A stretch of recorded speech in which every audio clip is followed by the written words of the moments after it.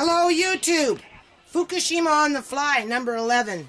So here we go. This is the college dehydrated food. This stuff is going down. This one here, we've got some potatoes. And we've got some shredded potatoes here. And we got some onions. What else we got? That's some cabbage. Or Chinese cabbage. This is carrots, shredded carrots. This is apples, apple pieces. Looks like spinach. Got some blackberries. Got some salts. I changed the lids, the glass lid. No chemical reaction. Inert. It's inert. Inert means there's no chemical. Inert. I-N-E-R-T. Inert. Not innate. Prior to this video I said innate. This is inert.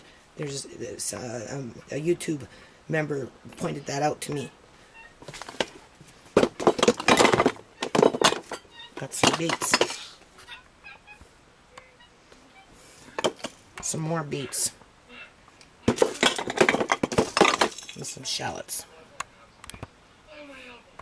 So now we're going down. This is going down.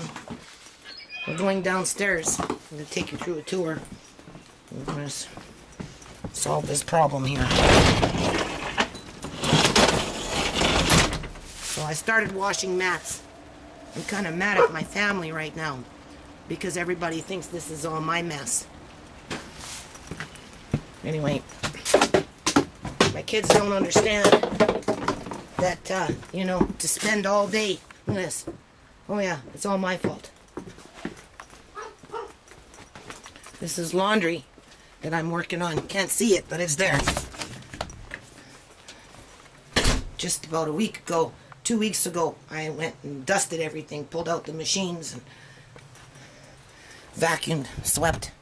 But of course, Mom doesn't do anything. Anyway, we're doing Fukushima on the fly, and so you're gonna see a miracle happen in the next 2 weeks. Huh? Oh well, you know, I have to you know, clean up and make it so that everybody can live. Now these are dishes that of course I used, which we know that I didn't, and you know, so anyway, now we know where all the dishes went. They're all over. Yeah, so I'm doing a little Fukushima on the fly here, and you know, I got some non-profit stuff, but bringing out some kids games and videos. You know, I watch videos. Of course, I don't watch videos. I think, how many times have I sorted out these videos? See how nice and neat these videos are? Yeah. Let's wait until the kids get into those videos, right? And then there's a whole playpen over there with videos. Anyway, we're doing Fukushima on the fly here, so I might have to turn on the light. So I think I'm going to turn this off. It's in there. Okay, I'm back. So, hold on. As people know, I work on a non-profit, right? And sometimes, you know, I have to collect things and gather things along the way. So these little leopards, tigers, leopards have spots, tigers have stripes. Anyway, these are leopards. You know, it took you know, a couple of years to gather up this stuff, and this is for a program I'd like to, you know, bring about where children sing and make music, sing carols, like create dance, that type of thing. So I have now enough there for probably 20 kids, and other things I have in the house too, right? So I can do anywhere between 20 and 40 kids at one time. And but I'm kind of like I said, you know, it kind of overtakes my house, and where I had these stored, and they've been sitting and waiting, you know. But anyway, I moved them, so I had brought them out, and now that I brought them out, you know, I plan to start on program development in the next couple of months anyway. Got to clear out this mess first, right? You know, and so they're out, so that maybe that's a good sign that they're out. So we're going to go now, and I'm going to show you where Fukushima on the fly number 11 is. Again, I'm kind of proud of myself, you know, considering everything. So what I did is I took the wall facing north. It's kind of dark in here, which is good for food storage. And I'm gonna end up insulating. Hold on here.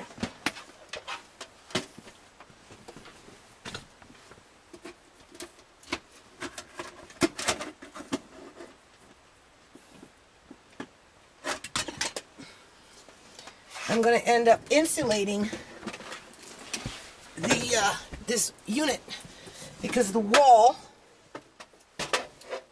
is, I guess I should have had this done before I started the video, but anyway, the wall is facing north. So because the wall is facing north, it's cold. I'm a little concerned about this rack here. Let me just turn this off and get the lighting better. Hold on. So I got this wall unit, worked out pretty good. I brought it to the north corner of my house, and just so happened I had you know, a rack there that was storing some non-profit stuff for the kids that I want to do some program development with. And so I emptied out the rack, obviously cornered this off. This is all that food that you've seen earlier come down. Well, this is where I put it, so this works out really well. I'm pretty impressed with this. So that stuff can sit there for a year or so, maybe even longer.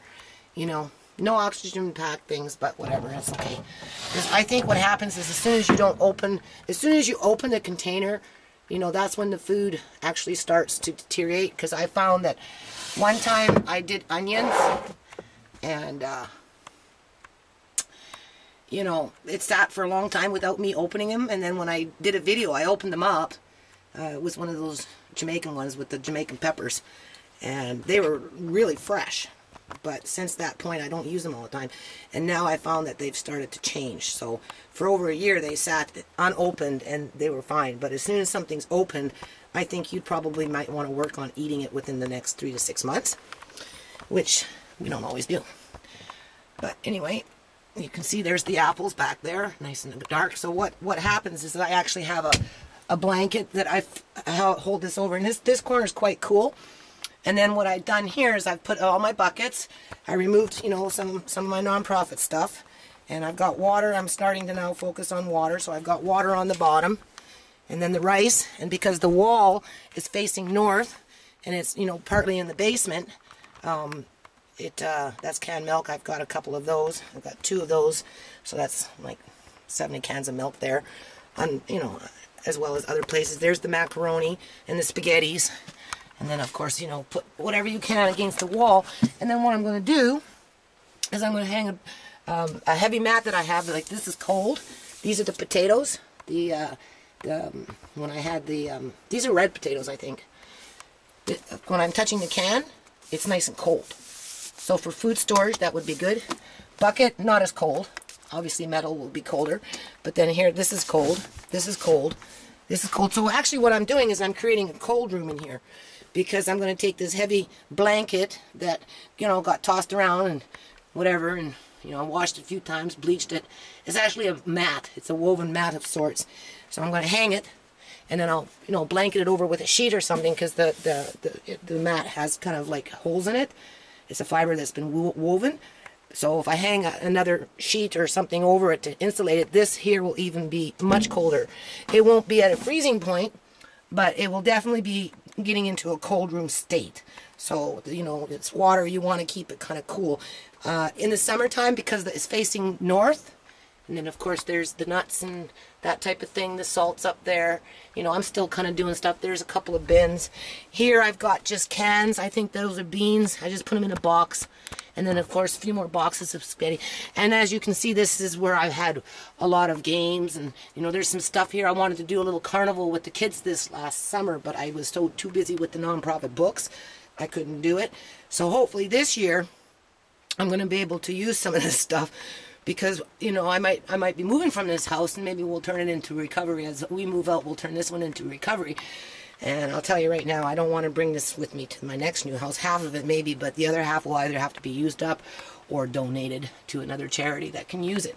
So as I'm filling up my food storage space, I'm kind of working my way up the bookshelf. As you can see, I emptied out this one. So that one's done. Now I'm starting at the bottom of this one. I'm probably going to do some more cans of something at some point, and then I'll just maybe work my way up the food chain. I have this printer. It can do 10,000 copies. I know you can't really see it from this side. It was donated to me, like, oh God, in 2007, 2008. And I've been carting this thing around for years. It can do 10,000 copies for 90 bucks an ink. So I haven't, I have to pay like $250 something to get it. There's a short in it, so I have to pay $200-300 to get it fixed. But I wanted to put it outside, but my son said don't, because you don't want the moisture getting into the mechanics of it. So anyway, Fukushima on the fly. Here we go. I think I did a pretty good job. My kids are fighting about who should be doing dishes. They don't understand that it takes time to do this stuff. I'm working hard. And then, of course, here I've got my personal cooking. This is what we'll be cooking with when we start the cooking show, because I still plan on doing that. I kind of broken it. That's more long-term, take out as you need, replace. This here is what we're going to be starting with, like, as soon as I get everything. I give myself 2 weeks. I'm going to work hard. 2 weeks, whether the kids step up to the plate and help me or not, I'm going to do what I can in 2 weeks. And then hopefully come the end of January, first part of February, we can start our Fukushima cooking, because it should be quite interesting to see what will come out of this. So, peace out. Talk to you soon.